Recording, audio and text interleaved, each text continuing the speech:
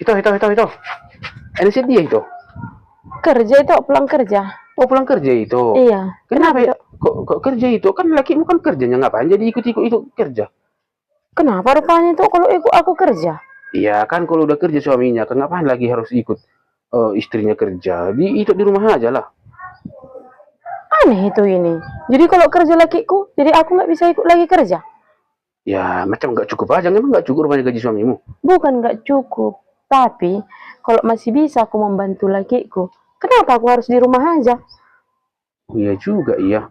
Aku istriku nggak aku bikin dia kerja. Ya itu lah itu. Kalau kami nggak, selagi kami masih muda, kami bekerja keras untuk di hari tua kami biar santai. Sekarang kami banting tulang. Itu. Iya, tapi kan nggak cocok lah seorang istri kerja. Itu kan tugasnya laki-laki seharusnya. Kenapa nggak cocok? Tidak semua perempuan itu suka di rumah-rumah aja. Seperti aku lah. Bukan nggak sanggup lakiku bikin aku di rumah. Tapi aku berpikir, hari depan anak-anakku masih kecil-kecil.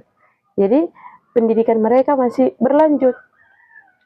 Gak lain pertanyaanmu itu apa? Iya, Yang enggaknya itu ini. Yang lain lah tanya itu. iya juga, ya perlu juga rupanya kayak gitu ya.